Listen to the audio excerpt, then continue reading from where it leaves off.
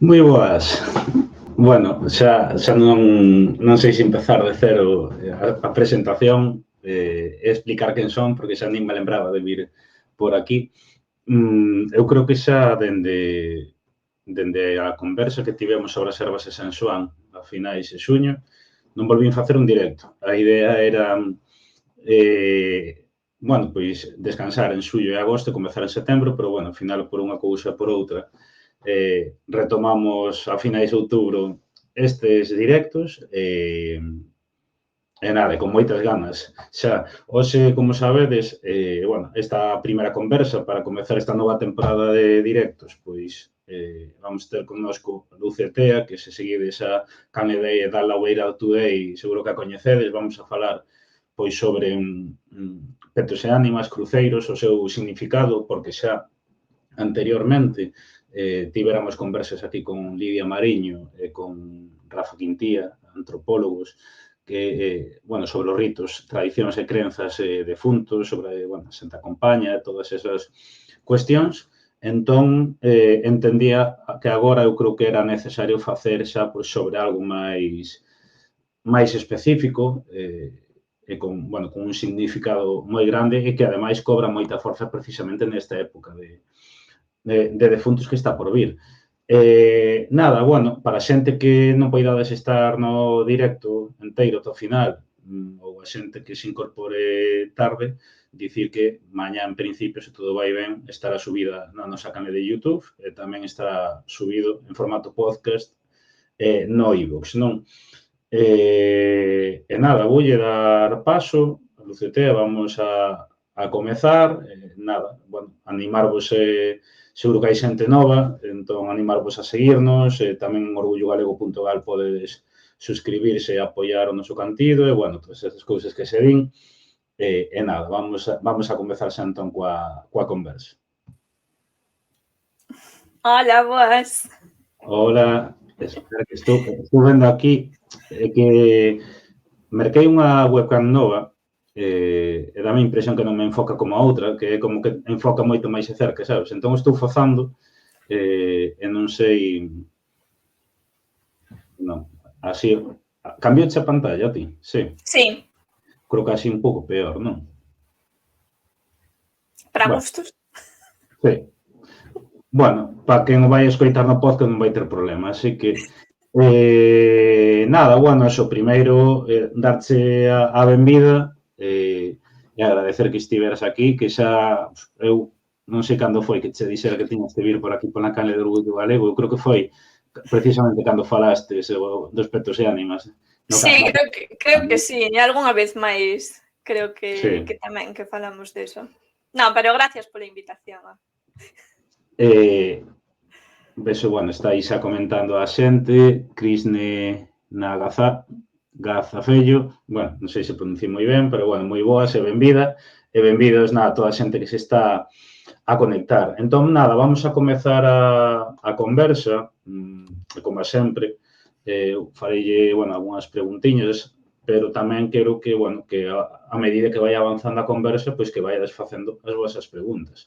Entón, hoxe, o tema que vamos a tratar son os petos de ánimas, os cruceiros, pero eu, antes de nada, a primeira pregunta que te quería facer é que nos contes que son as ánimas ou quen son esas ánimas, porque seguro que hai xente que non o sabe. Ánima é o mesmo que alma, o sea, sería o principio inmaterial que nos dá vida, non? Sería a parte inmaterial, esta chispiña de vida que se entende que no momento da morte se separa e vai a algún lugar, non? Despois podemos discutir a que lugares vai, dependendo da religión, pero sería ese componente non material do ser humano. E se ven asunto noso ou non, falaremos tamén. Exacto. Entón, explicado eso, pois, moi brevemente, pero moi concisamente, a seguinte pregunta que te quería facer é precisamente sobre o título do que estamos a falar hoxe, e é, para que non o saiba, pois que é un cruceiro e que son os petos de ánimas. Bueno, petos de ánimas e cruceiros son os elementos patrimoniais que temos espalhados por todo o territorio. Marcan cruces de camiños, centros de plazas, beiras de camiños, sendas. Unhos están adicados pois, ás ánimas, agora entraremos máis en materia, e outros son cruceiros, é dicir, son varais altos rematados nunha cruz. Sobre o tema dos petos e ánimas, vamos ir tocando, alternando un pouco os petos e ánimas e os cruceiros, non? Porque, aínda que poden ser construcións distintas, pero en moitas cousas teñen o mismo simbolismo, incluso un significado semellante, non? Eu quería preguntarche que orixes teñen os cruceiros e os petos e ánimas, porque moitas veces a min pásame en Orgullo Galego, non? Cando subo algunha cousa e di xente, que eu teño un peto de ánimas na miña aldea que se di que pode ter 1000 anos. Pero claro, pode ser que o que se representase ali nesa zona pudese haber algo antes, non? Pero os petos e ánimas, polo menos unha parte importante deles non son tan antigos. Entón, que orixes teñen os petos e os cruceiros? Os que atopamos agora, na súa gran maioría, pertencen aos séculos XVII, XVIII, XIX, principios do XX, é dicir, a partir do século XVI é cando empeza a haber este tipo de construccións, e son os que máis abondan. Vese moitas veces nos máis elaborados, vese que teñen un estilo barroco, claro, non? Outros que son máis modestos, que son máis humildes, pois é un pouco máis difícil determinar a súa datación polo estilo. Entón non se pode precisar, pero sí que na súa gran maioría pertencen a esta época, porque puxéronse de moda ou proliferaron máis ben a partir do Concilio de Trento. Proliferan a partir do Concilio de Trento porque aí no século XVI hai un señor que se chama Lutero, non, que cuestionou as doutrinas das indulxencias. Igual agora xa empecé a meter aí en moito berenjenal, tiña que empezar por algo máis sinxelo, pero podes meterte.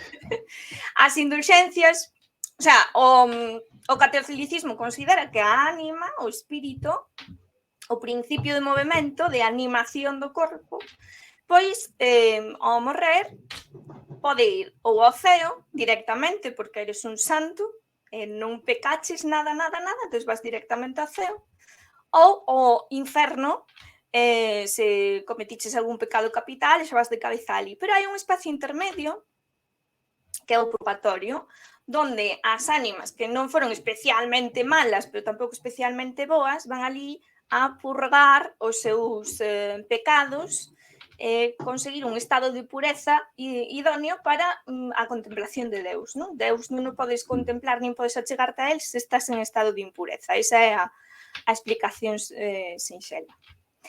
Entonces, aí o Papa, pois sabedes que vendía bulas. Estas bulas eran permisos, máis ben indulxencias nas que se perdoaban por anticipado os pecados, ou algo máis ou menos. Entonces, chegou un momento en que había moitísimo tráfico de indulxencias e, basicamente, a maioría das persoas pensaban que nada máis, e así o di Lutero nas súas teses, por exemplo, que o vulgo cree que nada máis a moeda fai clink na cesta, sai unha alma do purgatorio, non?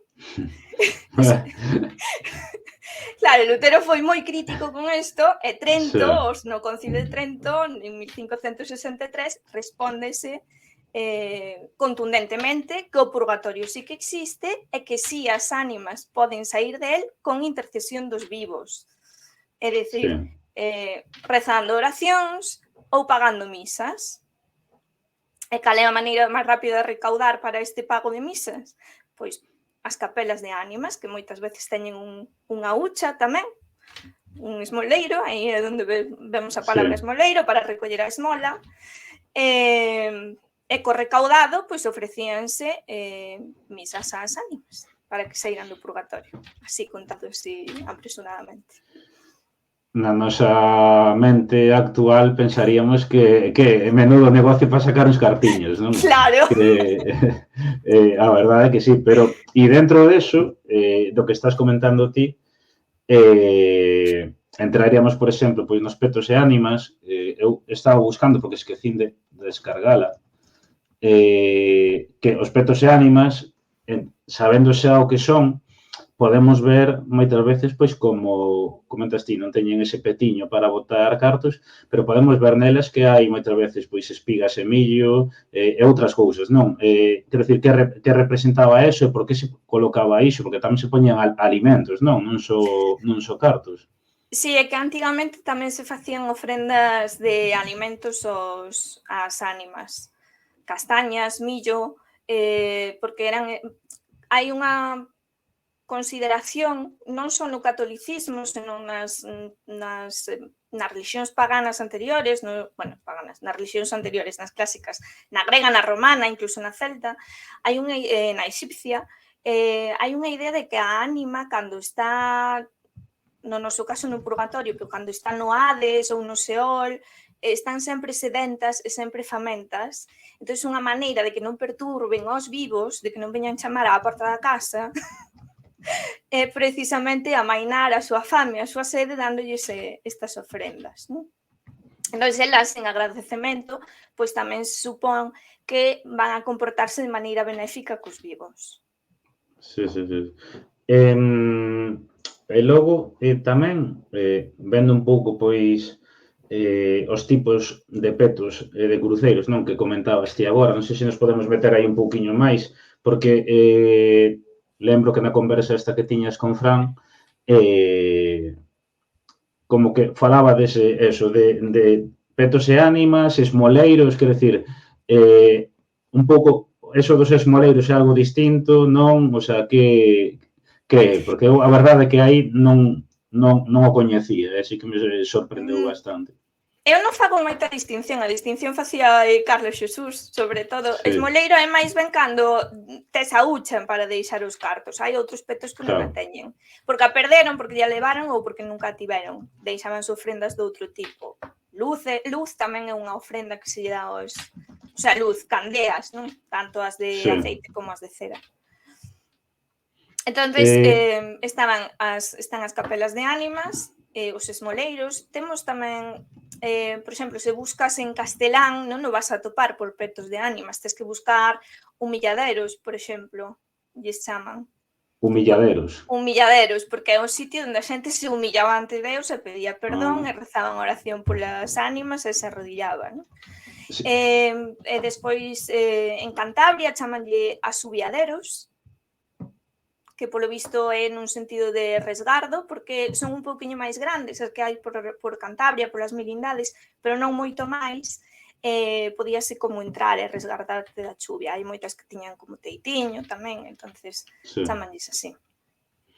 Porque realmente, o sea, donde están sobre todo concentrados, non, a nivel peninsular, que pode ser no noroeste, principalmente, non, ainda que poida haber logo por Cantabria, incluso zonas norte de Castela, non sei se se atopan logo noutras zonas dentro da península, quero dicir. Sí, a ver, adoitase decir que no noroeste é onde hai maior concentración, pero no resto da península tamén hai, porque está unha doutrina da Igrexa espallada por toda Europa. De feito, en Francia atopámolos, en Alemania atopámolos, en Rumanía, en Eslovenia, hai todo este tipo de construccións, en Inglaterra tamén. Entonces, parece que en concentración aquí hai máis, pero tamén hai que ter en conta, por exemplo, que no ámbito centroeuropeo o protestantismo acabou con moitas destas capelas, os cruceiros tamén, polo tanto non chegaron tantos a nós. E no Levante, durante a Guerra Civil, pois tamén polo visto algúns sufriron danos, entonces non se recordan. E a outros, como son elementos mobles, pois acabaron levándose... Bueno, o que lle pasa aquí aos cruceiros, non? Que acaban en xardíns particulares, pois pasou moito iso tamén. Sí. Eu non sei se neso influe, ou se ten estudado, que inflúa o que é o Camiño de Santiago, sobre todo en canto a súa ubicación ou incluso, bueno, a súa posible chegada, vaya. Sí, de feito, isto tamén o falamos naquel directo, que hai, por suposto, unha influencia, sobre todo á hora de trasladar tipoloxías. Tamén en canto aos cruceiros, porque algúns deles pode ser que serviran como para marcar o camiño, non? E logo tamén unha pregunta respecto dos... Bueno, comentan por aquí que non sei se viches que altar máis chulo tes montado aí atrás. Eso, quería preguntarche sobre todo que papel cumpren tanto os petos e ánimas como os cruceiros agora que se achega, non? Esta época de defuntos, que entramos neste ciclo da escuridade chegan, como din, non? Que é a época dos defuntos, chegan as ánimas, veñen facernos compañía, todo iso, non? Entón, que papel cumpren? Realmente eu diría que cumplen o papel que teñen todo o ano, que pasa que nestas datas sinaladas é máis habitual visitalos e lembrarnos das ánimas ou dos ancestros e levarlles algunha ofrenda, non? E tamén porque pois agora, non? Pois é a época dos magostos, da recollida da castaña, é unha das ofrendas típicas tamén, non? Entón é o momento, igual que o millo, que se está a recoller tamén por estas datas. Entón, eu diría que realmente cumplen pois como a mesma función, non? Pero agora é como esa data no ano no que hai que acudir, un pouco como a obriga de visita ao cementerio, non? Sí. Sí, realmente eso, tendo comentado Rafa Quintía moitas veces que, claro, podemos lembrarnos ou honrar aos finados todo o ano, pero aí hai unha data, non? Hai unha data, sí. Que é algo que sucede en todas as culturas nas que, de feito, é a época que se a xente tamén sí que lle gusta isto, que pode visitar os petos e ánimas, porque seguramente en moitos aínda hai ofrendas, non? Eu, de feito, estaba aquí intentando subir unha foto. De feito, hai ofrendas, eu teño visto case todo o ano, Sí, non? Sí. Pero, bueno, claro, nestas datas, pois, a lembranza está máis aí a flor de pele, entonces... Claro. Comentan por aquí se os cruceiros que teñen altar eran diferentes aos que non o teñen ou se tiñan a mesma función. Os que teñen altar, supoño que se refira aos que teñen pousadoiro, que é como unha mesa alongada diante. Moitas veces nese pousadoiro atópanse ofrendas e noutras ocasións son paradas que se facían de camiño ao cemiterio nun funeral. O sea, ao levar o defunto ao cemiterio había certos lugares, como os cruceiros, donde se pousaba e se botaba un responso. E tamén nas procesións de santos, hai veces que paran tamén e ponen o santo no pousadoiro e rezan tamén unha pequena oración. Pasa que aí hai que distinguir, é difícil distinguir de funcións. Hainos que son que marcan camiños específicos, como, bueno, pois estes que se atopan de camiño ao cemiterio, hai outros que son cruceiros levantados á devoción de alguén, é dicir, alguén pagou para colocar ese cruceiro e pon o nome do defunto, o que se pon en honra, para que os camiñantes que pasen por aí boten un rezo e axuden con ese rezo a esa ánima do purgatorio, por exemplo. Logo tamén eu tiña unha pregunta que, bueno, varias, hai unha delas que iba a facer logo, a ver se a topo, pero que quería meter agora. En canto aos cruceiros, por exemplo, non? O que comentabas ti, que falase deles moitas veces, non? Pois que se colocaban nos cruces e camiños por supersticións. Bueno, eso non sei se non lo podes explicar ti un pouco máis, por crenzas e porque tamén se pensaba, non? Que moitas veces falábase dos cruces e camiños onde podía aparecer a Santa Compaña, bueno, moitas cousas. Pero logo tamén incluso que hai cruceiros que no seu momento pois que erguían as propias familias ou xentes ás aldeas, non? Quero dicir, porque moitas veces podemos pensar que os cruceiros foi algo que facía a Igrexa, non? Pero moitos deles foron erguidos pola xente. Sí, bueno, eso facíase, pois, polo que che digo, a devoción de alguén, ou, por exemplo, en recordado, pois, dunha peste ou unha gran enfermidade que houve nun lugar, erixíase, pois, un cruceiro ou unha capela de ánimas. Por exemplo, en Europa son moi coñecidas tamén as cruces da peste, non? Que estarían dentro deste xénero. Aquí tamén, pois, eso, a democión de alguén que morreu novo ou que morreu nun accidente, tamén se podían erixir. Hai diferentes razóns polas cales se erixe un cruceiro. E despois está esa parte que deberamos ter comentado ao principio, pero eu xa entrei aí ao tolo con Lutero e Trento e as ánimas. Que é que realmente os cruces de camiños e os camiños en sí sempre estiveron protegidos por deidades.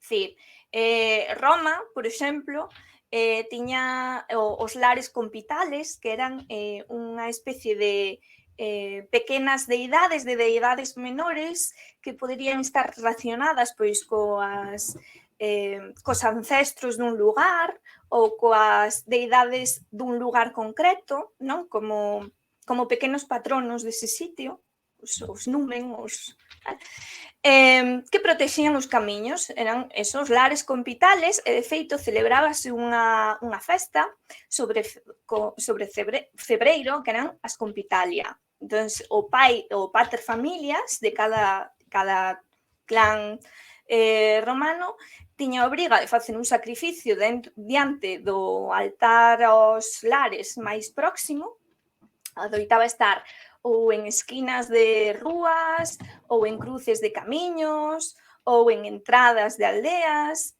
iban ata ali, facían un sacrificio, facíase unha comida que se ofrecía a todos os membros da familia, e como membros da familia había que entender tamén aos escravos e aos clientes da familia romana, non? E os nenos, pois, deixaban ofrendas, cabeciñas de allos ou bolas de lá. No caso das compitalias no rural, era máis habitual que colgaran bolas de lá das árbores, por exemplo. E despois temos tamén, por suposto, ao deus Jano, que é o deus de dúas cabezas, o que mira ao futuro, o que mira ao pasado e mira ao futuro, o que mira cara adiante e cara atrás, que protexía as entradas das casas, protexía, pois claro, tamén os cruces de camiños. Está o deus Mercurio, gran patrón dos comerciantes, asociado co deus Luc, co deus celta, e César, na Guerra das Galias, cando fala dos deuses galos, non dá nomes, pero fala que adoran a un Mercurio que protexe os camiños. Non, aí vemos que podían ser deidades un pouco equivalentes na función. E despois, por exemplo, tamén as deusas gregas, Hécate, que se fala tanto hoxe en día dela, pois tamén era unha deidade que parecía que protexía os camiños porque están nesos espacios liminais, non? Entón, a idea de protexer ao camiñante e de apelar tamén ao camiñante para que pregue polas almas dos defuntos é algo moi antigo e moi espallado por todo o Mediterráneo e por todas as culturas antigas, en realidade. Non podo dar unha orixe. Tampouco se pode establecer exactamente unha relación de continuidade entre as prácticas da antigüidade clásica e estas do século XVI. Está claro que os camiños antes estaban moito máis transitados que agora. Claro, sí. Eso, tal. Non só, ademais eu creo que non só estes altares tiñan unha función de protección, senón que seguramente tiñan unha función tamén práctica, non? Marcábanche lugares nos que sabías que podías parar, indicábanche polo número de ofrendas canta xente pasaba por aí, se era máis ou menos perigoso, ou mellor dependendo da deidade que estaba. Era un pouco tamén unha cuestión práctica, eu creo.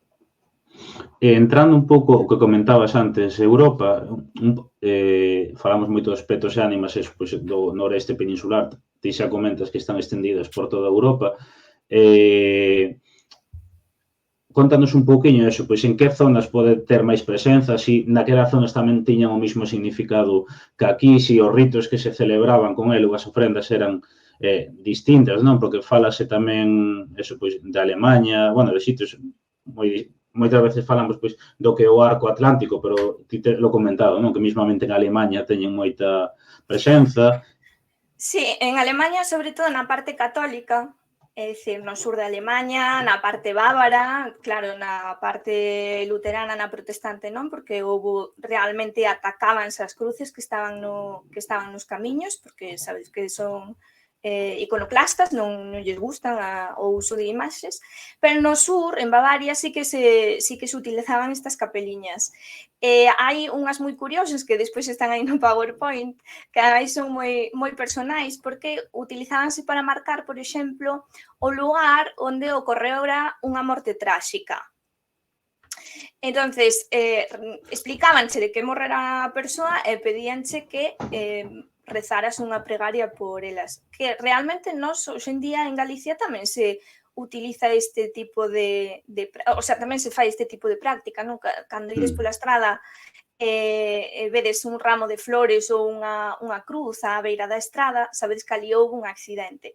Non é tanto por recordar que ali houve un accidente e que vais con cuidado, que sí, pero é tamén por dicir, reza unha pregaria por esta alma, porque enténdese que ao morrer de maneira abrupta non puido non lle puideron facer a extrema unción, o perdón dos pecados e a última comunión, e polo tanto esa alma pois chegou impura ao outro lado, non? Entón vai a ter que purificarse. Ou seja, que antigamente, posiblemente, pois nese sitio do accidente, pois farían incluso un cruceiro, non? Podería ser, ou unha cruce pedra, farían. Podería ser. Vou poñer aquí unha imaxe, a ver se dou, para que me sae moi pequena. Bueno, este é eu creo que se ve máis ou menos, non?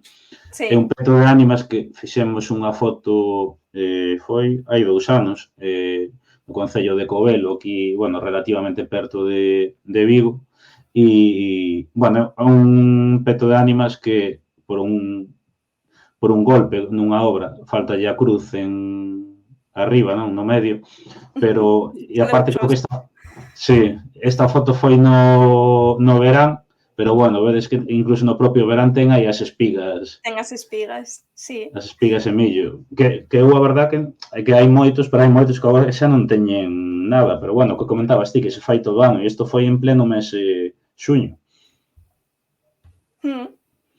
Que bonito. Logo... No, iba a decir que me estaba acordando que eu deso non teño explicación, entón, xa que nos está a ver xente, pois igual me explican por aí, porque meu pai todos os anos, ten relación un pouco co millo, todos os anos colle 2 mazorcas de millo, aí por algunha leira que as vexa tiradas, bueno, rouba a veciño, vale? Porque di que dá sorte telas na casa. E colgas aí no garaxe e tenas todo o ano. Entón, que todos os anos cambia as súas mazaroquiñas de millo. Nunca me soubo explicar por qué, pero él dice que súa avoa facía así e así sigue. Sí. O sea que xa non no peto de ánimas, senón que polo visto tamén dá sorte ter 2 na casa. Eu incluso lín outro día que falaban que cando tes eso, pois tes o millo, non? Que os grans que se van soltando e tal, que falaban que incluso eran como almas que liberabas o purgatorio. Eu eso escoitara coas castañas, pero non coas espigas e millo. Non sei se é verdade ou non, pero... A verdade é que eu busquei, pero nunca atopei referencias sobre iso. Pero ten sentido, pode ser que algunha vez alguén o pensara, non? Subín aquí porque, se non... Cando rematemos a conversa iba a estar sin poñer. Non sei se queres que poña nunha en concreto. Vamos a ver. Sí, se non podemos ir dando... Bueno. Ir dándolle. Sí, total. Como vexas. Vale. Había... Que decías ti? Que había aquí un peto de ánimas que decías ti... Cal era? Cal era o que me dicías antes? Que dixeches dun que estaba na diapositiva. O de... Cal, o alemán, ese. O alemán é este, non? Sí. A ver, que se me está poñendo aquí o de diapositiva polo medio, e non dou lido a parte de abaixo. Este é un peto de Alemanha, Que, por Sí, está certo, moito de Alemania. sobre o tema da Alemanha, eu así que se me ocurre, igual non ten nada que ver, pero a influencia, a chegada dos suevos aquí, puido ter algo que ver con certas crenzas posteriores ou crenzas que se trouxeran, non hai nada documentado sobre iso. Eu ata aí non sei, ata aí non sei. O que sí que sei é que hai certas prácticas da maxia, da maxia tradicional galega, que teñen tamén relación con prácticas máxicas de Alemania. Pero creo que é máis ben porque era un coñecemento que se foi espallando mediante textos por toda Europa. Sir, non hai que descartar tampouco iso nunca. Si que sei, por exemplo, que creo que na zona de Málaga que se bailan unhas danzas macabras aí polo 28 de decembro. As danzas macabras sí que é algo que é moi típico de Centro Europa e hai menos referencia de que se fagan en España, aínda que en Cataluña sí que se interpreta unha, agora mesmo non me acordo onde, pero polo visto nesa zona de Málaga houbo moita inmigración alemana en certo século. Entonces pode ser que eles sí que trouxeran esa tradición. Pero non se pode relacionar. Sí, claro. E aquí explícanos un pouco máis, porque aparte como despois de ver ese vídeo sei que ti dominas o alemán, vas a explicarnos moi ben o que pon aquí e darlle o significado. Bueno, esta é unha capeliña, é o que se chaman Stockbilder ou algo así, pintaban a morte tráxica da persoa, non? Para explicarche como morreu, facían unha pequena capeliña aí á beira do camiño, por iso, para interpelar ao viandante para que pare e rece para esa alma, non? Entón, está di que esta señora pois estaba traballando no campo, chamábase Franziska Stefan, estaba no campo con tan mala sorte que lle cae un raio encima e morreu fulminada. Entón, no sitio no que morreu fulminada ou preto, erixiron esta pequena capeliña. Entón, dice que, por favor, pedimos aos camiñantes que pasen por diante que preguen que recen un Pai Noso pola súa alma. Igual, que interesante. Ademais que... Sí. Neste caso é para rezar por unha persoa concreta, non? Pero as capeliñas de ánimas, cando aparecen as ánimas aí no lume do purgatorio e tal, é polas ánimas anónimas, non? Porque entendo, quer dicir, as ánimas, as que están no purgatorio,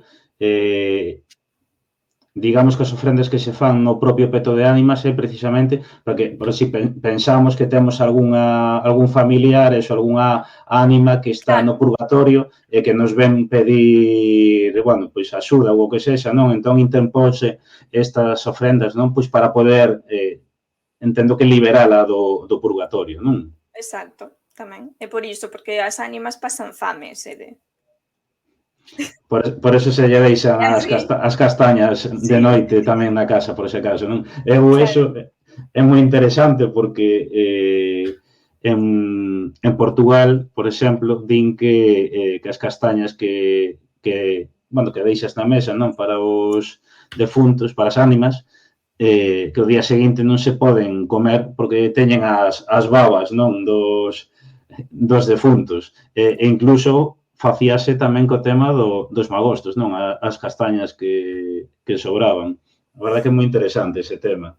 E o pan, por exemplo, miña abuela a min prohibíanos barrer despois de cenar, porque as faragullas do pan quedan polo chan e as ánimas, decía ela, préndense delas e se barres, bótalas do calor da cociña. Entón, pola noite non hai que barrer porque dá mala sorte. Sí. Aparte, iso é algo que sobre todo de barrer de noite, que sí que quedou moito no substrato. Sí. E logo, mira, coméntanos por aquí, no Instagram, a ver, aí está, que o que ten coñecido é que no seu momento a Igrexa non é que tivera moi boa imaxe, non é que lle gustara demasiado todo o tema das ofrendas ás ánimas nos petos. Sí, iso é certo, non? A ver, eles preferían a ofrenda monetaria. As cartiñas. Sí, o sea, é dicir, había toda unha serie de prácticas de religiosidade popular que consideraban supersticiosas, non? Eles o que querían era o pago de misas e o rezo como práctica espiritual do crente. Hai unha cousa tamén moi curiosa, antes falei das indulxencias, chegou a tal tema o das indulxencias, chegou a tal nivel que, por exemplo, nos testamentos moitas veces deixábanse prendas para que se pagaran tantas misas ao ano por fulanito de tal, por exemplo. Pero é que chegou, despois do Concilio de Trento, chegou a darse o caso de que había persoas que deixaban a súa herdanza ás ánimas. Entonces hai pleitos entre os herdeiros e os curas que defenden as ánimas, o interese das ánimas, que nese caso sería xestionado pola cofradía de ánimas, por suposto. Sí. O sea, que os curas eran os abogados ás ánimas, non? Claro. Sempre gañaban. E logo, non sei se nos podes explicar esta imaxe, bueno, tamén, como isto vai estar escoitando a xente en podcast, pois comentar que, bueno, que hai aquí unha imaxe titulada Santa Catalina de Xénova, Tratado do Purgatorio 1447, e que, bueno, vamos a explicar un pouquiño. Sí, a ver, é que a Igrexa primitiva, o sea, o concepto do purgatorio é algo que se desenvolveu sobre a Idade Media.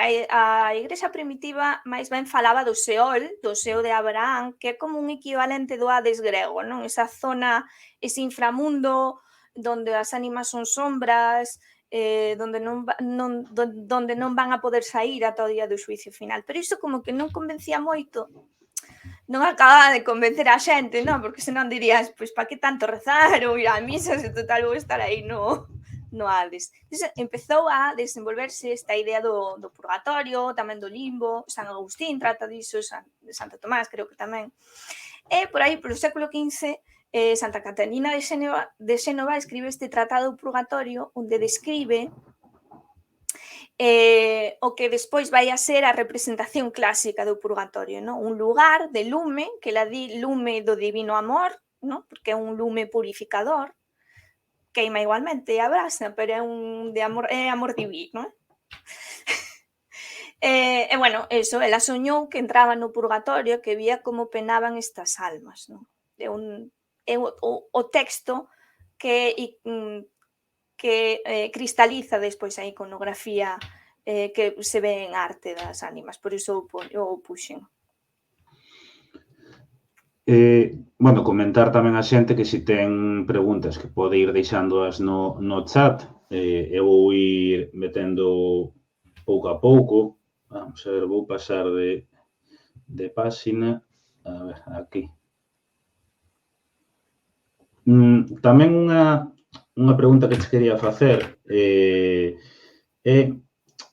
claro, a día de hoxe, non, que todo isto está perdendo sentido e que, bueno, xa non se vive pois con tanta fe, xa non está tan integrado no noso día a día, non?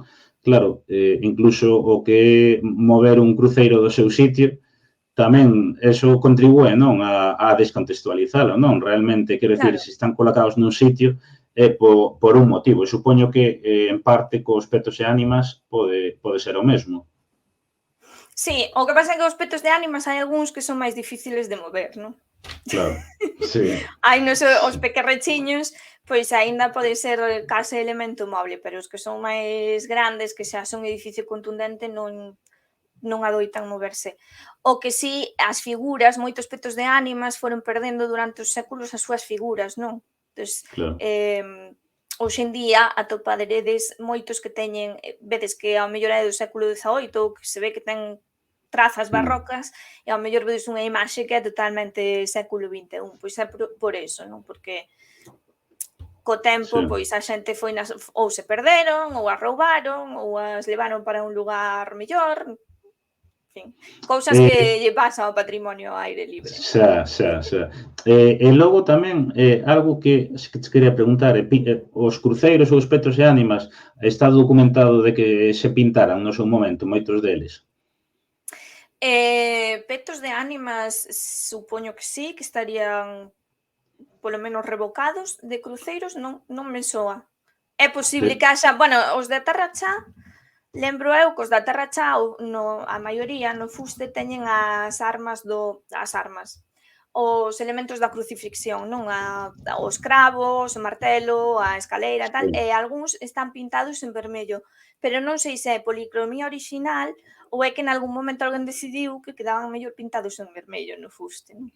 Sí, aquí en Vigo, por exemplo, hai un en Teis, un peto de ánimas, a ver se o atopado aquí ainda se pinta a día de hoxe, cada X tempo, e que din que, bueno, que está documentado que se pintaba. Que se pintaba. Sí, a ver se o atopo mentras. Tamén depende da factura, hai moitos petos de ánimas que se están feitos nunha cachotería pequena, ese tipo normalmente de pedra adoítase cubrir, porque axuda tamén a manter o intersticio da pedra. Despois estes que temos aquí espectaculares dun granito que xa se ve que houve inversión de cartos, pois non adoitaban estar cubertos. Ibache preguntar, nesta imaxe que temos aí, hai como 3 tipos, non? Que nos expliques un pouquiño, por bueno, as diferencias de cada un, onde están... O da dereita, o sea, o primeiro de todos, se non lembro mal, creo que é de Neda, puxeno como exemplo do típico cruceiro, non? Cos seus escalóns, a súa base, o seu varal, o seu crucifixo, neste caso creo que é dobre, é dicir, por un lado está Cristo e polo outro a Virxe María. É como a imaxe clásica, o cruceiro máis simple. Despois está este de Io, que é o que está no centro, que o que ten de particular é que é un desencravo. Non é o Cristo, simplemente, senón que se representa o momento do desencravo. E no basal, na basa, está representado o pecado orixinal. E o final de todos son os que se chaman de tipo Loreto, que son os de capela, non? Que este creo que está en Porto do Son, este. Bueno, son un cruceiro que ten unha capeliña, normalmente na capeliña hai unha virxe e en riba está rematado co cruceiro. Serían as dúas tipoloxías formalmente falando, de cruceiros que atopamos en Galicia, non? Os de cruz simple e os de capeliña. E despois, cando nos metemos á iconografía, pois xa podemos falar dos de desencravo, dos que teñen os símbolos da paixón no varal, é que hai moitas maneiras de clasificalos, non? Sí. Vou a poñer aquí o que comentaba antes de Teis. Falando do pecado, este é precioso. É moi bonito, moi bonito. Aparte, eu creo que eu non sei se cada ano ou cada 3 anos ou algo así, van retocalo para que se conserve e todo iso. De feito, no seu momento houve unha polémica porque había xente que dicía que non había que pintalo porque eso non se fixera nunca e tal, pero, bueno, ao final seguiuse facendo, non? Sí, que é certo que moitas veces os que teñen as ánimas representado teñen polo menos o lume do infernal, bueno, o lume do purgatorio ben pintado, que quede claro que é lume.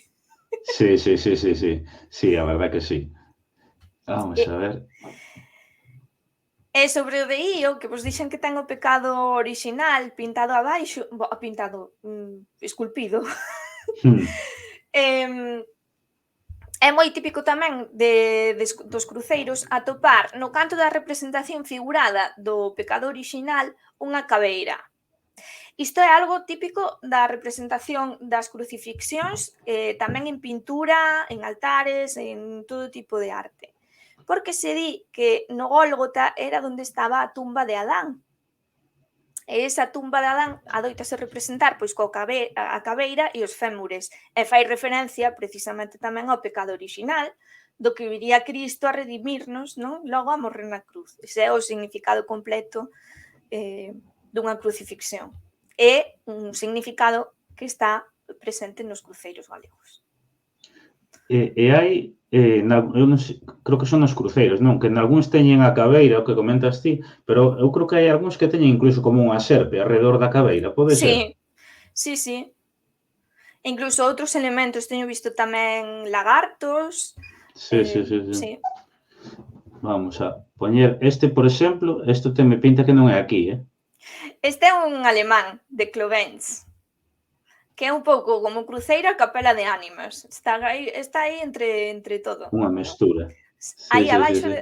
non se ve ben, pero abaixo de todo hai unha plaquiña que representa as ánimas do purgatorio e arriba pois temos unha crucifixión clásica con María dun lado e San Xoán do outro, que son os interventores das ánimas, non? No que amosabas ti antes, como interventor das ánimas creo que está San Francisco, que está Pode ir collendo dúas ánimas da man. este. Sí, eu creo que xa Sí, San Francisco está collendo dúas ánimas da man, porque el normal. tamén é interventor. E de feito dice que baixa ao purgatorio en certas épocas do ano. De feito, antes que falábamos da protección dos camiños e das ánimas e de todo isto, Mm. hai unha festa romana que é a Mundus Patet, que, o Mundus Patet ou o Mundus Cearerum era unha pequena construcción que había no foro romano que se cría que era o centro do mundo e que ademais estaba conectado co inframundo. E esa porta abríase unhas veces ao ano.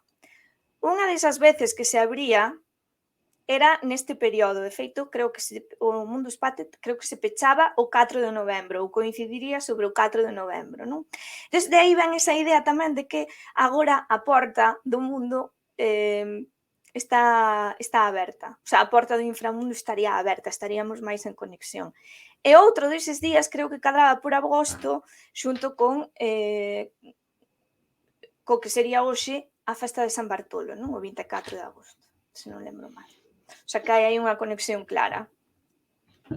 Mira, comentan aquí no Instagram, unha persoa que di que, bueno, que non ten conta de Twitch, si entón, que nesta época falemos a Santa Compaña, se non deixan de ser ánimas que están peregrinando para máis alá. Claro. Están purgando as penas tamén, as a Santa Compaña son ánimas que están condenadas. O que pasa que esas, claro, como se pillen por diante, lévante contigo. Sí, non é boa idea cruzala, pero bueno. Sí, sí, sí, sí. Logo tamén, bueno, antes de nada, vou deixar aquí, porque ti tes un blog, non? Donde falas tamén así destas cousas. Sí, Eh, Luz de Tea, pero, bueno, sí. Sí que o teño, o que pasa é que o teño un pouco abandonado, pero volverei a él. Deixo aí no chat, a verdad que Sí. bueno, ten información abondo para ler. E logo, algo que che quería preguntar tamén, que nesa propia conversa da Lobeira Today falabas sobre a conservación das cinzas, bueno, que non era algo tan moderno como pensamos. Entón, a mí sí que me gustaría que explicaras isto, porque é un tema moi interesante. De feito, tiña aquí nas imaxes non había algo diso, pode ser? Ou non? Non, hai Non. iso, pero deso tamén podemos falar, pero falamos do das cinzas. Sí, Claro, na Lobeira o que fixera fora o de non é tan moderno como pensas, non? sí. Puxera un relicario de cinzas que se venden hoxe en día para gardar as cinzas pois, tanto de animais como de seres queridos. Era por falar de que antigamente non se gardaban as cinzas, pero gardaban os mechóns de pelo. Ostras. Porque sí que é verdad que sempre houbo sempre o ser humano tivo un interese por gardar un recordo ou unha imaxe dos seus seres queridos. Claro, ter unha imaxe dos teus seres queridos era caro antes de que existira a fotografía e cando se empezou a desenvolver a fotografía, pois tamén era un proceso caro, non? Entonces, un dos métodos que se utilizaba era o do mechón de pelo. Pero tampouco é raro porque tamén aparecen moitas novelas, o do mechón de pelo que lle entrega a amada ao seu cabaleiro que vai ás cruzadas, por exemplo. Sí, sí, sí. Ou o que lle pide Gimli á dama de Lórien no Señor dos Anéis, que lle di a Galadriel confórmome con un mechón con un rizo dos seus cabelos de ouro, non? Falaba diso, sí. E iso é algo que aquí tamén se facía antigamente. Sí, de feito hai un mechón de Rosalía conservado. Sí. Bueno, a mí de feito, eu non sei se nalgúnha igrexa ou nalgún sitio que teñen así, pois, bueno, de xente enterrada, eu non sei en onde foi, pero sí que tiñan como algunha especie de, eu creo que era de mechón ou algo así, sí que me sona, pero a verdade é que non, claro, ten sentido, non? Logo falabas ti da fotografía posterior, hai incluso esas fotos de hai 70, 80, 100 anos da familia arredor do morto, non? Pero claro, daquelas Sí. a fotografía era algo que non, claro, lóxicamente non era accesible para todo o mundo. E despois o de guardar as cinzas na casa,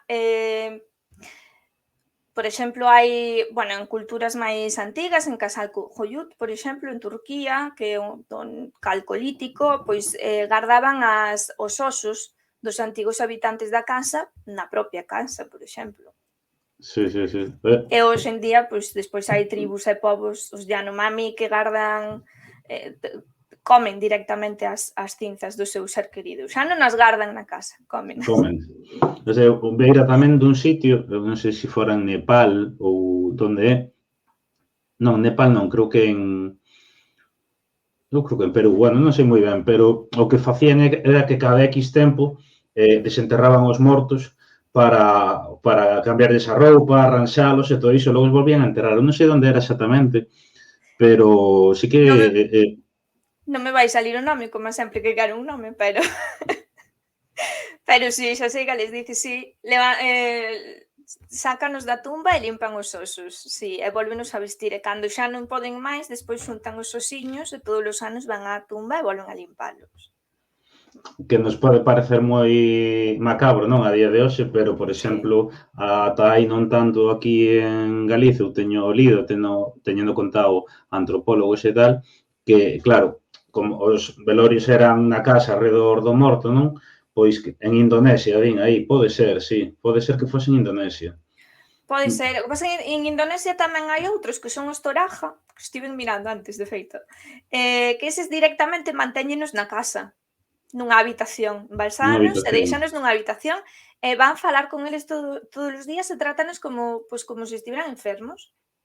Sí. É unha cousa, sí. Un pouco semellante cando se vai aquí agora ao cemiterio, á tumba, a falar, non? Cos teus seres queridos. Din aquí en Pomuch, en México. Pode ser, sí. Sí, eu penso tamén que en Asia, non me lembro o país que era, que tamén o facían, non? Pero co que comentaba antes, bueno, teño contado os antropólogos, pero tamén estaba, non sei se foi Vicente Risco, quen o deixou por escrito, non? Pero claro, como o velorio era arredor do morto e a xente estaba ali pois todo o día, non? Especialmente a familia, pois cando alguén quedaba, bueno, dormida, ali de estar tanto tempo, pois que lle ataban como unha especie de cordón dunha man coa man do morto para que cando se despertara levantar a man o morto, non? E incluso tamén eso, pois o de atarlle isto xa, eu creo que falaban dos anos 70, pois igual uns cordóns ou algo así nos pés para que cando se despertaran e se levantaran caeran de morros contra o morto, non? Que pensámoslo, e non é en Indonesia nin en México, é aquí en... Sí. A ver, aquí houve un tempo no cos velorios, a ver, obviamente había xente afectada, pero despois todos os outros que iban a velar durante toda a noite, pois dedicábanse a xogar, xogaban as cartas, había outro tipo de xogos tamén que se facían, e ás veces, bueno, bebíase tamén, liábase parda, de feito, ás veces acababa a Guardia Civil despexando algún velorio por... Sí, eu o que máis me teñen contado aparte é que sobre todo que a xente, claro, iba a casa a cheirar a túa casa, non era un momento no que, claro, tiñas as portas abertas e a xente iba a cheirar a túa casa, pero que logo, claro, cos momentos alrededor do morto contábanse anécdotas, esa persoa, cousas positivas, ou seja, era como unha... Quer dizer, que hoxe podemos pensar que se trivializaba co morto, pero non, era como lembrar todo o positivo e todo o bo que tiña esa persoa que xa non está contigo e comer todo iso, incluso foi no século XVI, que o bispo de Mondoñedo falaba tamén Sí, do que lle sorprendía que a xente fose ao cemiterio a comer, non? Alrededor dos mortos. sí. Que é o que agora falamos, pois, de todo o tema dos mortos en México e que tamén se facía aquí. De feito, sí, quedounos por falar iso, de feito. Facíase nos cemiterios e facíase ata que disto que ixase o bispo de Mondoñedo no século XVI, ata se permiten facer estas festas nas igrexas. E puñían platos e copas nos altares. Era unha troula. Polo que di o bispo de Mondoñedo, que igual tamén exageraba, sabes? Igual o señor viu que había 4 por Sí, ali tal e igual exagerou un sí, pouco. Ou igual non, porque tamén foi por esta época, contaba eu antes nas redes, que César Borgia fixo a súa famosa festa o banquete da castaña, non? E foi sí. como unha... Bueno, foi orxiástico aquelo. Sí, sí, bueno, eu non Ou sei eso se conta, non? O Non sea, sei que a se o bispo de Mondoñedo exagerou ou non, pero é curioso porque el documentaba, porque aparte teño entendido que non era galego, pero que el documentaba unha serie de ritos que se facían aquí que os quería prohibir porque os consideraba pagás, pero na mesma liña no que facía o bispo de Dumio no século V, non? Quero dicir que vese que ao longo dos séculos non existía facían carreira de nós. non, unha serie de crenzas, de feito moitas veces non, cando falamos aquí das crenzas que hai, claro, non son, quero dicir, moitas crenzas cristiás son crenzas adaptadas ao cristianismo porque xa tiñan un sustrato precristián, non? A verdad que é moi, Sí. moi interesante iso. Pero Eh, estes banquetes, estes magostos eran por toda a península, Estes banquetes sí, con este carácter así de ir ao cemiterio, comer, poñerlle tamén comida ao defunto, non vas ir ti comer e deixar ao outro mirando, non? Entonces, claro. De sí, feito, hai quen di que nos falamos agora de defuntos, non? Pero hai quen di que o termo magosto podría ser o que engloba todo este período, non? Porque ao final, claro, eses magostos alrededor do lume, coas castañas, que se... Bueno, quero dicir, hai moitos elementos que poderían incluso darlle. Digo, porque agora estamos que si Halloween, que si Xamaín, que si defuntos, igual podía ser isto o magosto e xa está, non? o magosto.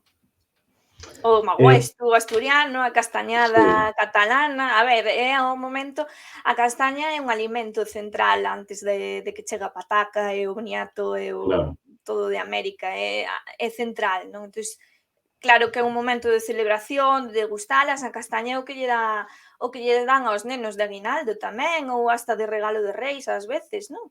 Pois Claro. é un alimento moi importante e tamén, pois, claro, veñen as ánimas, non?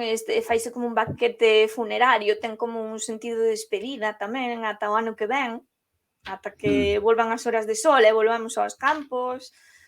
Hai moitas cousas que conflúen nesta Sí, época. sí, sí.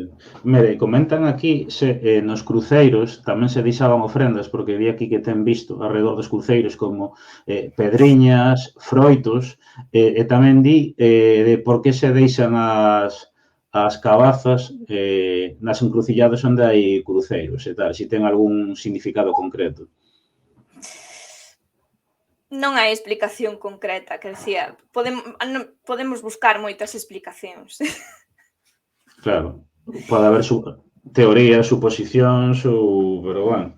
Claro, a ver, eu sei que sobre o da cabaza e as luces, as lumieiras que se poñen dentro das cabazas e se deixan nos cruceiros, sei que rulan por aí moitas historias, que se os vikingos e as cabezas dos inimigos, que se mestura un pouco coa historia do Jack o Lanterne irlandés, de Halloween e tal, pero tamén hai que pensar que sí que é verdade que as candeas, son unha ofrenda que se fai, a luz tamén é outro tipo de ofrenda, que moitas veces non había maneira de ter candeas ou de ter algo que dure moito, entonces tamén se podían utilizar lámpadas de aceite ou enchelas de aceite e poñer unha pequena mecha. E cal é o recipiente que podes utilizar? Pois cabazas, nabos, sandías e melóns no sur de España, polo visto lin por aí que está documentado que se utilizaban. Sobre, por exemplo, o das cabazas dos nabos, en Suiza pero máis contra a época de San Martiño, que podería estar vencellado tamén a defuntos e todos os santos, porque as prácticas ou rituais que se teñen documentados son semellantes.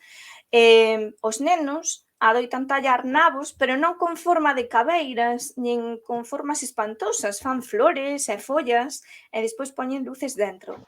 E despois van por todas as casas como pedindo un aguinaldo, pero o que van cantando é que chegou a época da escuridade e traigoche un pouco de luz. Entón, iban por todas as casas dando un pouco, levando a súa luz na man. É unha costume curiosa. Sí, sí, é moi interesante. Bueno, esta é a época do ano na que se empezan a acender as luces artificiais tamén. Sí, sí, sí. Ou como, por exemplo, aí na Illa de Arousa que van pedindo os defuntiños, non? Claro. Ten algo de semellanza, non? E logo, isto que temos na imaxe, que é? Porque eu pensei que o da esquerda era para guardar as cinzas e o da dereita pareceme galletas de chocolate. No, esta, como falábamos ou me preguntabas pola castaña, hai un amuleto que é a castaña de Indias, que se supón que é un amuleto contra o mal de ollo, non? Tamén estes días falase moito da castaña como elemento protector. Entón, isto eu diría que hai que collelo con cuidado, porque a castaña de Indias non é unha castaña. É o froito da Entata gigas, que é unha especie de enredadeira que dá unha vaina como as das favas, pero moito máis grande. De feito, é unha fabeácea. Entonces, estes froitos empezaron a danse en América e en África, e son unhas sementes que teñen unha camariña de aire no interior, entonces flotan no mar, non? Entonces, pois, percorren quilómetros, van dar froito pois a outro lado, non, do mar. Entonces, tiñan como certo carácter relacionado coa eternidade, coa saúde, certo carácter protector, e poñíanselle sobre todo aos nenos. Pero claro, chamanlle castaña de Indias, pero non é unha castaña, é a Entata gigas. Despois hai outro que é o castiñeiro de Indias, que tamén por semellanza co nome, pois tamén se considera que esa castaña podería ser protectora. E de aí é que se extrae que a castaña normal podía ser tamén protectora. Pero en realidade o amuleto era o que viña das Indias, o sea, de América. Era este. Sí. O de feito lembro de pequeno o tema da castaña dentro do bolso, no coche. Sí. É moi... O de feito ainda teño unha. Sí, eso sí que ten moitísimo uso, porque logo tamén se fala, non? De que dende iso ata que eso, a propia castaña en sí, pois que pode ser en sí unha alma, non? Unha alma. Sí, agora adoitase dicir que é a castaña comida, alma liberada, non? Pero eu que tiña oído era que castaña que estoura no lume, alma liberada, porque a ánima ten un componente de aire, non? É o ánimos, o alento de vida, non? Parece que as almas están feitas como de aire. Entón, cando unha castaña estoura, pois é que unha alma saliu do purgatorio, non? Sí.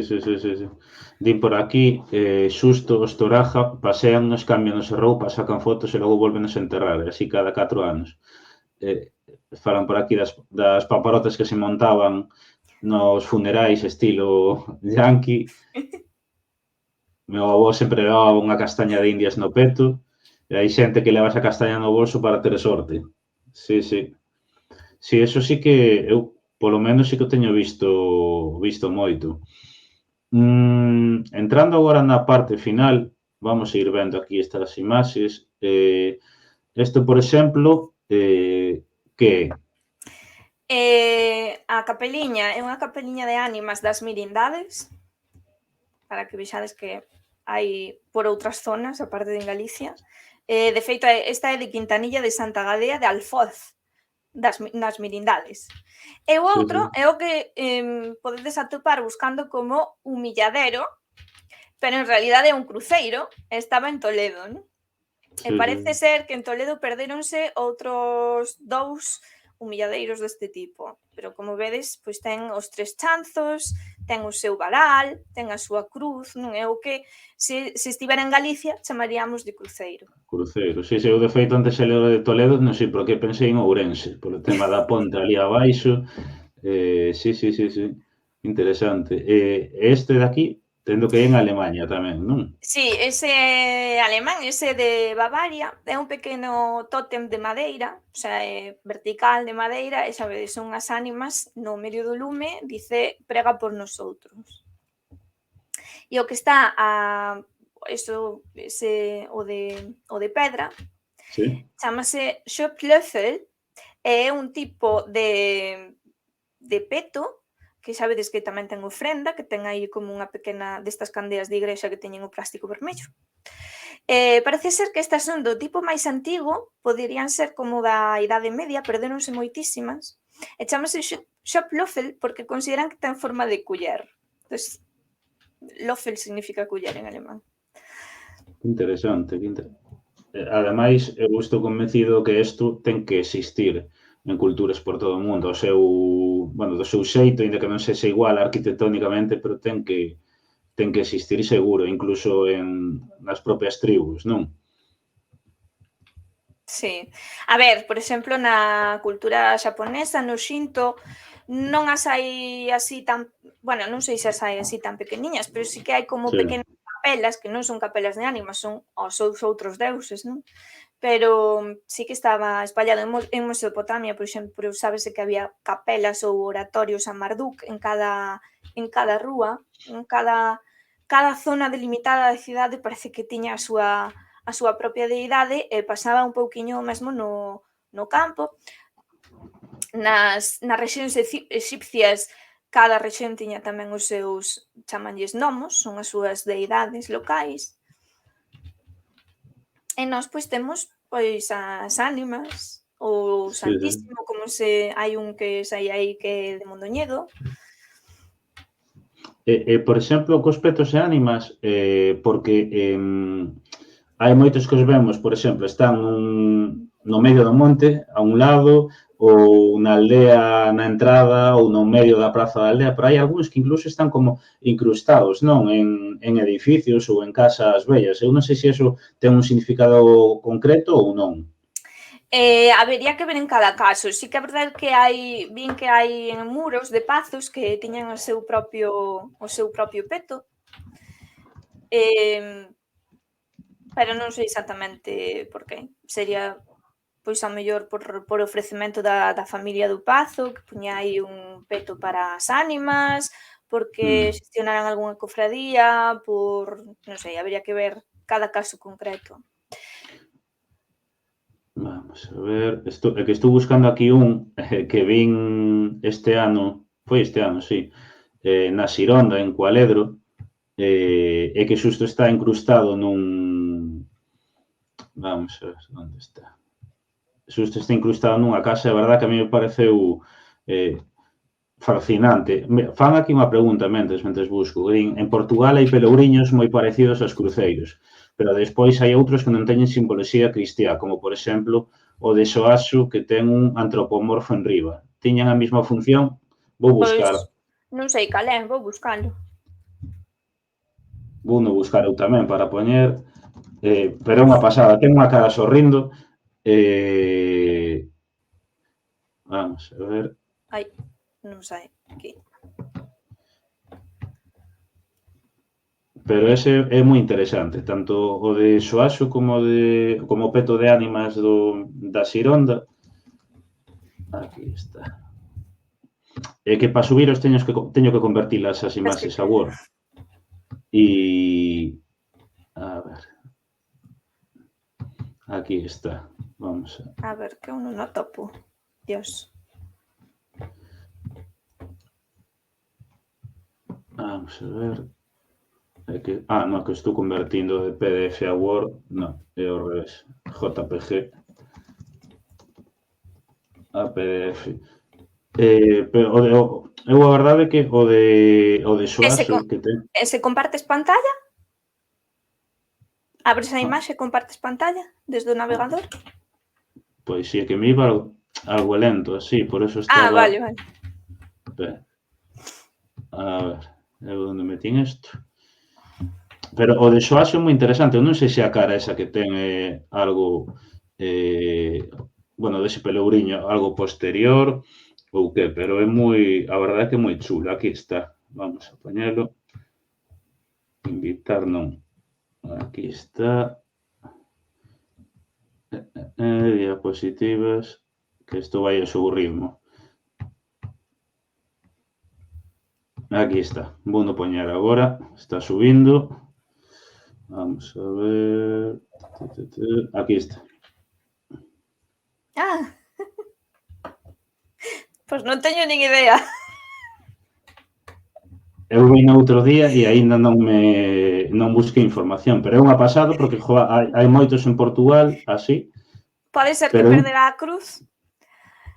Pode ser que ao mellor se trate tamén hai outro tipo de construccións que están nos centros das plazas ou nas encrucilladas, pero encrucilladas prominentes dentro dunha aldea, que son os que se chaman non me vai salir o nome, pero bueno, era o lugar onde ataban aos presos para facerlles escarnio público, non? Tamén pode ser que tuveran esa función. Pode ser, sí. Vou poñer o peto de ánimas a Xironda, este que está incrustado nunha casa. Que pasada. É unha pasada, Sí. Eu foi dos máis chulos que vin. Ademais está super ben cuidado e tal, e creo que ainda siguen poñendo ofrendas a día de hoxe. Ademais este está completo, non lle falta cruz enriba. Penso que hai 18, 19 é precioso ese peto, sí. Sí, é unha pasada. Dixandrán por aí tipo picota, efectivamente, era o que quería dicir, tipo picota. Sí. De feito, os cruceiros de tipo de Loreto, o Basal ten moito... A min recórdame bastante as picotas que se atopan por aí por León e por Castela. Sí. E logo, algo que te quería preguntar é, claro, porque non estamos falando de petos e ánimas e cruceiros, temos milleiros polo país. Eu non sei onde lera que se falaba dun mínimo, non sei se era dun mínimo de 15.000 cruceiros en territorio galego, pero creo que era un mínimo, porque logo falaban que había concellos non moi grandes que igual xa tiñan 300 cruceiros, eles sós. Entón, claro, como pensas ti que, conservar este patrimonio, non tendo en conta que, que a sociedade mudou radicalmente, agora é unha sociedade moito máis urbanizada e que xa vive máis de costas a todas estas representacións que se facían nisto e, polo tanto, estes monumentos é como que agora xa pasan a cumprir un papel máis de patrimonio a conservar, porque non teñen moitos eles un uso diario, non? Entón, claro, como pensas ti que podemos conservalo?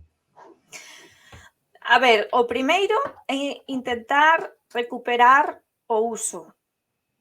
Quero decir, máis ben, volverlles a buscar un lugar no noso cotiá. Non pasar deles. E que non sexan de rotondas os cruceiros. Que non sexan de rotondas os cruceiros, porque xa pasa moito con eles. Que non sexan de rotondas, que non lles pase a orquestra polo lado. Un mínimo de patrimonio visual de todos, forma parte da historia desa rúa e desa aldea, primeiro de todo, e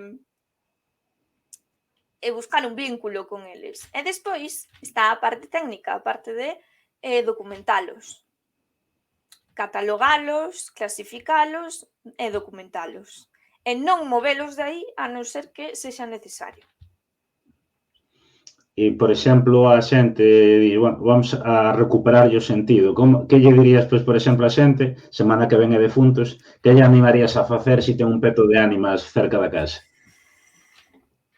A ver, aí xa entramos nas crenzas de cada un, pero non conta que tendemos a ser cada vez máis laicos e menos creídos, a creer menos naquelo que da tradición católica. Cada un tería que facer o esforzo de buscarlle para sí un significado. Claro, isto é difícil, porque require que cada persoa faga o esforzo. Pero o exemplo está claro, teño un exemplo máis claro, non? Moitas veces recupéranse lavadoiros.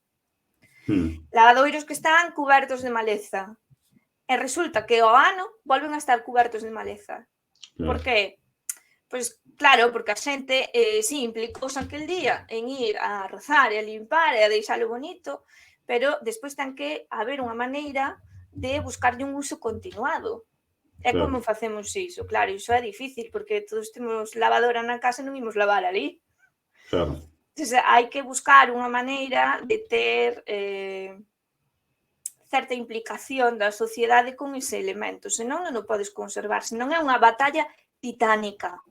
Claro, porque e eso que intentar conservar, claro, 15.000, 20.000, 30.000 cruceiros pódese facer, non? Pero é complexo, sobre todo porque, claro, teñen un cruceiro non pode ter tanto mantemento, digamos, ano a ano, pero, claro, hai outro patrimonio que... Claro, pero aí xa temos que entrar en que temos que ser todos conscientes de que hai cousas que non poden pasar. É dicir, o que ti dis, un cruceiro rotonda. Bueno, pois se non queda máis remedio que poñer aí a rotonda, haberá que buscarlle un lugar ao cruceiro. Non é a mellor das solucións, pero é mellor iso ca que escache. Claro, ou ca que rouben a cruz. Se sabemos que ten... Para que contratamos unha orquestra que trae 3 camións de non sei cantos metros e lle facemos pasar por un sitio polo que non pasa, porque vai rozar co cruceiro? Se igual hai que replantexarse as cousas. Que preferimos? Sí. Iso ten que partir de todos nós. E en canto se usa un peto de ánimas, pois claro, non tes que ser crente, pero igual podes dicir, mira, pois vou deixar unha ofrenda a unha persoa afinada que era unha persoa, bueno, que lle tiña moito cariño, non? Como un xesto de recordo, ou seja, quero dicir, eu creo que este tipo de ritos poden ter o seu uso sin ser, quero dicir, crente ao 100% niso, pero que sí que lle podes atoparte un significado que, bueno, pois que te satisfaga, non? E que che faga estar ben con el e que sirva tamén pois para poder darlle uso e darlle continuidade, non? Sí, efectivamente, pois vas dar un paseo e sabes que pasas por diante dun peto, pois acordácheste, pois deixaslle unha flor ou apañaches unha castaña polo camiño, podes deixar a castaña. Ou ves que está deteriorada, que lle suben hedras por encima, pois apartaslle unhas cantas, non? Tens que buscar tamén ti o significa, se che fai sentir ben, saber que fixaches algo bo por conservar algo, iso tamén é agradable para un mesmo, non? Entón, o primeiro é resignificalos para nós mesmos, que non queda outra, porque senón é unha loita titánica. E despois está a parte de que hai que implicarse, é dicir, museos, técnicos da Xunta, antropólogos, historiadores, tal, na labor de documentar e investigar. Pero iso xa sería como a parte técnica que lle toca aos que se adican permanentemente a iso. Pero nós como na sociedade en xeral, o resto da xente, vivimos nese entorno, nun entorno no que hai cruceiros e no que hai petos de ánimas, e no que hai fontes e no que hai lavadoiros. Entón, cando a única maneira de recuperalo ou de ter un entorno para nós é darlles un uso, un fin. Claro, e isto está ligado, por exemplo, a todo o tema de defuntos, non? Que agora estamos batallando aí que si Samhain, que si Halloween, que si defuntos, pero, claro, eu creo que aí o paso previo, primeiro é entender e coñecer o que facemos, porque, claro, a xente antes facía o dun xeito natural, non? Tan natural como nós andar co móvil, pois para eles era algo natural, pero claro, a día de hoxe xa unha parte importante da sociedade xa non o celebra, incluso xa non a coñece. Entón, é como que estamos intentando facer algo que ás veces, bueno, que descoñecemos. Entón, que primeiro precisamos ese paso previo de formación, de coñecemento e de valoración deso, non? Porque logo, claro, por eso vemos agora que sin maldade ninguna, non? Pois que se fala nesta época de mortos vivintes, de meigas, non? Cando non é época de meigas, de todas esas cousas, non? Eso, morcegos, o que diste, as cabazas con esas caras monstruosas, non? Entón, Sí. claro, e aínda que o poidamos denominar Samaín defuntos ou tal, pero certo que é Halloween, non? E iso pasa moitas veces porque non, quer dizer, non entendemos o significado. Entón, eu creo que o importante primeiro é entender o significado para logo poder celebralo, non? Sí, fomos abandonando o uso simbólico que tiñan certos elementos, porque para as novas xeracións xa non representan o que Claro, representaban para as antigas, non? Entón, hai que resignificalo para nós mesmos. Agora é o tempo de ánimas, todos temos alguén a quen dedicarlle unha candea, unha castaña, unha flor, claro. non? Entón, se non eres amigo de ir ao cemiterio, pois naide che priva de acercarte a un cruceiro, ou de acercarte a un peto de ánimas, pero iso xa vai na no que cada un Sí. crea ou pense, sabes? Sí, sí, ou como fan nalgúns colexios, non? Que tamén, pois, un día fan obradoiros de colares e zonchos, explícanlles o que é, o que Sí, significa. Bueno, pois eso é, quero dicir, eu xa se ves os nenos saír dos coles cos co colares de colar posto por zoncho. aquí, diste, ostras, xa é algo, non, moi interesante. E, sobre todo, claro, que eu creo que eso é moi complexo transmitir que, a ver, é unha festa, non, quero dicir, pero non é un entroido. O sea, son días moi, bueno, que hai lugares, momentos tamén para a festa, non? Pero que non é unha festa. Pasa que é moi complicado agora de A ver, traballalo.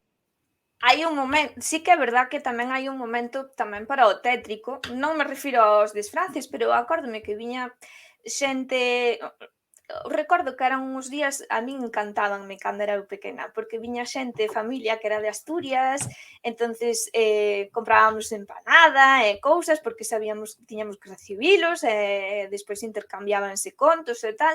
Eu aí recordo que foi o primeiro contacto que eu tiven con esa tradición oral de ánimas, agoiros, non é o momento tamén de Sí. intercambiar esas historias. Pois Eh, tamén, eh, se vades facer mm, unha quedada de Halloween, podedes primeiro ir a un sitio destes, contar un par de contos así un pouco de medo, para metervos en ambiente, iso entra fa- dentro da claro. O falar da Santa Compaña, máis medo que iso, sí, eu creo que dá máis medo a Santa Compaña que un asesino en serie. Entón, sí, sí, bueno, o propio Magosto son lugares, festa tamén, de baile, sí, non, o sea, quero dicir, non é algo tampouco aí que haxa que estar triste, tampouco é un carnaval, non? Pero, quero dicir, hai eses momentos para o desfrute, para, bueno, hai xente que eu xa me teñen contado un orgullo galego, non? Pois que a noite do 31, pois van ao monte, quedan entre amigos e contan historias, ou familias que ese día na cea falan pois a xente que non está, o sea, quero dicir, hai mm. momentos que se poden facer, non? Tamén sigo, por exemplo, hai en cemiterios onde se perdeu o costume de poñer candeas. Por exemplo, na miña Mm, parroquia non se fai, eu iso non o recordo. Pero por circunstancias familiares agora toca ir a outro cemiterio tamén poñer flores, e nese todos poñen, en cada lápida poñen velas. Entonces, ir pola noite e ver iso é tan bonito. É sí, que sí, non a dá verdade medo é que ningún, cámbiache o concepto totalmente do que é un cemiterio, ver sí. todas esas pequenas luceciñas aí. Pois sí. Mira, comentan por aquí, sería como algo máis simbólico e espiritual, non? Podería facerse, por exemplo, quedadase poesía ou teatro arredor deles, celos lugares e reunións para protexer o lugar. Pois sí, pois Sí, sí. exactamente. O que pasa é que aí tamén ten que partir un pouco máis de iniciativa particular. Quero dicir, non esperar a que alguén nos organice unha cousa de poesía, ir nós ali, Mm, facer algo, pois contar un conto ou comer 4 castañas. Non, porque sí. ás veces tamén parece que sempre fai falta para dinamizar un sitio que veña alguén a organizar algo espectacular. Ou a Eh, día de hoxe que temos as redes sociais, pois, quer dizer, vas a un sitio a coñecer algo, non? Tamén podes ir a visitar, pois, os petos e animas a zona, faz unhas fotos, súbelas ás redes, explicas a súa historia tamén. Quer dizer, é un xeito moderno, pero que tamén pode ser de divulgación e de valoración do noso patrimonio, non? Porque, sí, quero dicir, se nos podemos ir a un concello a ver unha fervenza, un tal, pero o de ir a ver un peto de ánimas xa non, ainda non é tan popular, non? Pero por que non? É outro xeito de poder sí, poñelo en aí valor. tamén podense, os concellos tamén deberían poñer nas súas webs os petos, os cruceiros, os sitios que teñen, que se poden facer rutas, non? Como rutas circulares, aí sí que se pode traballar sobre iso. É algo que se pode traballar en todas as capas. Sí. E aquí podo ir e comer castañas e contar poesía dentro dunha canle de Twitch. Bueno, eso, facer un directo en Twitch e dentro un peto de ánimas, eso sería tremendo. O sea, sí que molaría moito, a verdad. Sí, sobre todo, eu creo que o importante que comentabas, ti non darlle un uso, nos a nivel individual e colectivo, darlle un uso que teña un significado para nós, porque senón ao final son consciente de que son elementos complicados, non? Tendo en conta a crise espiritual na que estamos. Sí. Crise espiritual, bueno, as novas xeracións xa non lles fala este tipo de uso, este tipo de elementos, non? Pero poden buscar outros, decir, resignificalo con outra cousa. Todo o mundo ten algunha inquedanza máis inmaterial, non? E despois, claro, se nos vamos ao concreto, mira, eu, por exemplo, aquí limparon un camiño antigo que había dende unha fervenza ata a baixada do mar, aí en San Miguel, moitos veciños implicáronse, pero despois había veciños que non iban a facer a ruta porque como non foron a rozar e a axudar, sentíanse mal. Conclusión, que como ninguén pisaba o camiño volveuse a cerrar. Claro. Entón, todo o mundo participa, en certa maneira, dándolle un uso ás cousas na súa conservación. Iso é o que quería intentar facer entender. Porque, claro, o peto de ánimas ou cruceiro é un pouco complicado, pero estou segura que dándolle unha volta podemos facer algo. Pois sí. Xa para rematar, eu quería preguntarche, bueno, que libros, páxinas ou documentos recomendas para formarse un pouquiño máis pois alrededor deste mundo dos petos e ánimas e dos cruceiros. Ademais, o teu blog. A ver, a bibliografía pode ser un pouco dispersa, porque é como moi local, non? Petos de ánimas en Ourense, petos de ánimas en Pontevedra, tes esas publicacións. Os cruceiros na Terra Chá. Entón, o máis fácil é ir á web de Cruceiros de Galicia, espera, que vou dicir mal o nome, cruceirosdegalicia.xyz, que están facendo unha labor de recoller e documentar con coordenadas GPS cada cruceiro, que iso é admirable. E teñen todo un apartado de publicacións sobre o tema, non? Ides a libros e tes aí todo o que podedes atopar sobre cruceiros. E con petos de ánimas tamén están, por exemplo, tamén os grupos de Facebook Cruceiros de Galicia ou os de petos de ánimas que están a facer unha labor documental increíble. E despois outra cousa, por moito, aunque vexamos que hai xente xa facendo esta labor, porque hai moitas veces nas redes que decimos, non fago isto porque xa está facendo menganito. Pois non hai que parar aí, O sea, porque o este facendo menganito, ti tamén o podes facer, porque pode ser que aportes a outro punto de vista e sexa tamén interesante ou que colaboredes. Iso para o patrimonio é bon, e para a cultura é boa. Entón, témonos que animar todos. É que precisamente ninguén ten o patrimonio diso, así que canto máis xente divulgando, moitísimo mellor. Eu neso sí que fago moito fincapé sempre. Logo hai unha páxina que eu non sei se ten de petos e ánimas, pero bueno, ten de mamuas, petróglifos, eu creo que cruceiros tamén, que se chama, creo que Megaliticia, que documenta por provincias, incluso polo norte de Portugal, todo o patrimonio que hai, e indica en que estado de conservación está o acceso, as coordenadas e todo iso, está moi ben. E logo, bueno, eu sí que vou a recomendar de conversas e todo o tema este de defuntos, que tamén tocamos o dos petos. Deixei aí as conversas que tivemos con Rafa Quintía, con Lidia Mariño en YouTube e en iVoox, en podcast, que tratamos estas cousiñas. Logo tamén o blog de Rafa Quintía, A Sombra da Buza Panda, creo que se chama, ou o blog de Lidia Mariño, que é Tras os pasos a Bella, se non me equivoco. Tras as pegadas, non? Eso, Tras as pegadas da Bella. Sí, Tras as pegadas. Eu estaba confundíndome cun roteiro de aquí ao lado que se chama Tras os pasos ao río Xesta.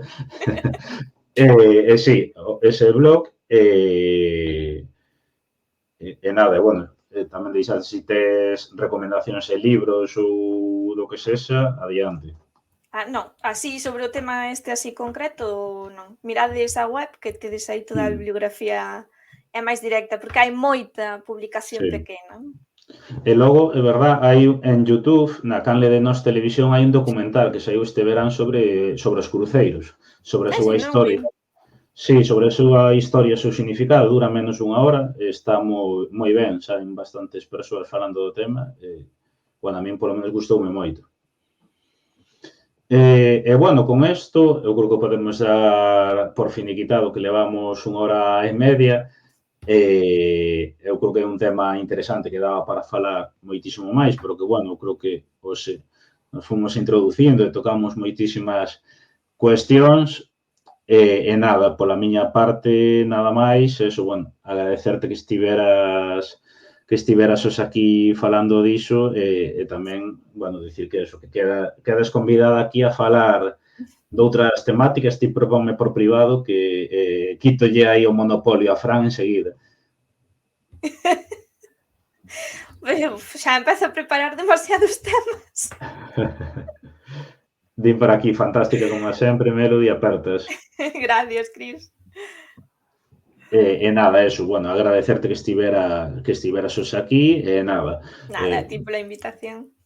Nada, deixoche marchar se si queres, eu vou a despedir moi rapidamente isto e nada, graciñas e vémonos moi pronto.